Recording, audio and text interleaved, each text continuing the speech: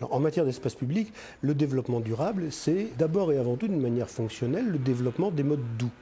Les modes doux, c'est la marche à pied, c'est le vélo, et par extension, c'est aussi faire la part belle au bus, au transport en commun, en ce sens qu'ils ne sont pas agressifs pour l'environnement et pour les usagers de l'espace public.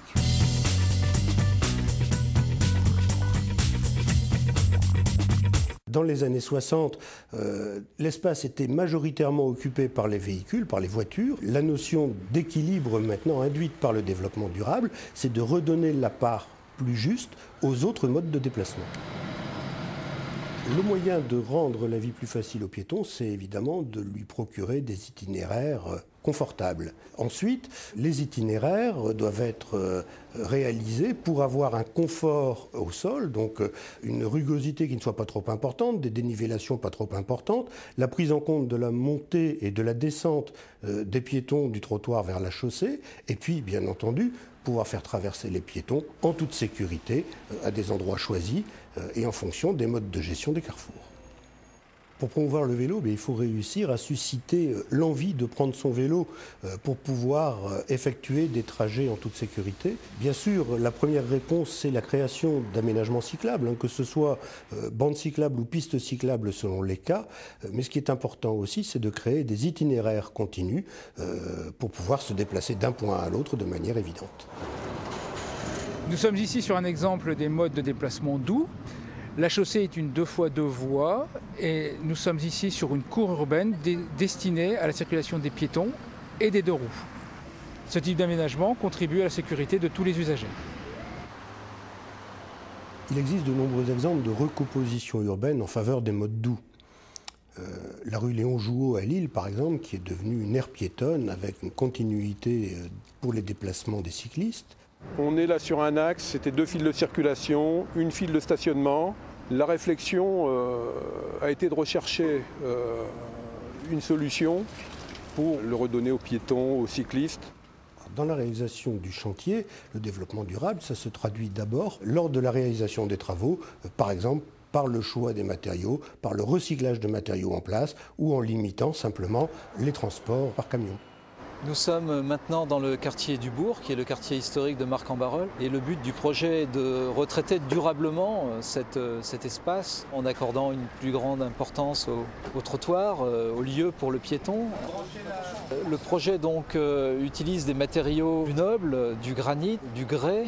Et il va être intéressant de voir sur ce projet comment la population va se réapproprier les lieux dont l'usage et le paysage a été modifiés.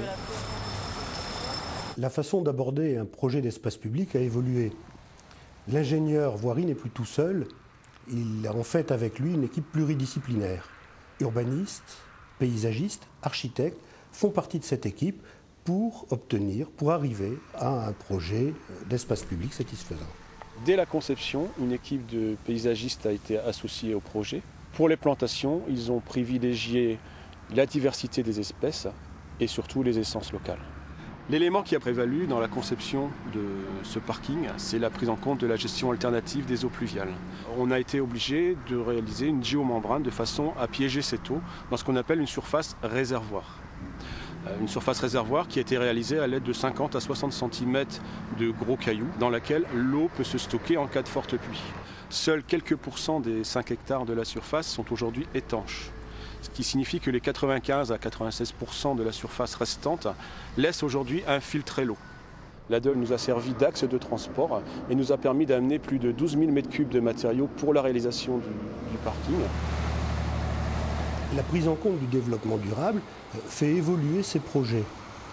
Par exemple, la liaison intercommunale nord-ouest, au plan d'occupation des sols, cette voie était un boulevard à 2x2 voies, presque une autoroute urbaine, alors que maintenant, la priorité sera donnée à l'accessibilité et à la liaison par les modes doux. On se trouve le long du premier tronçon de la liaison intercommunale nord-ouest, avec dans le fond la butte de protection acoustique, qui permet de protéger les habitations contre le bruit.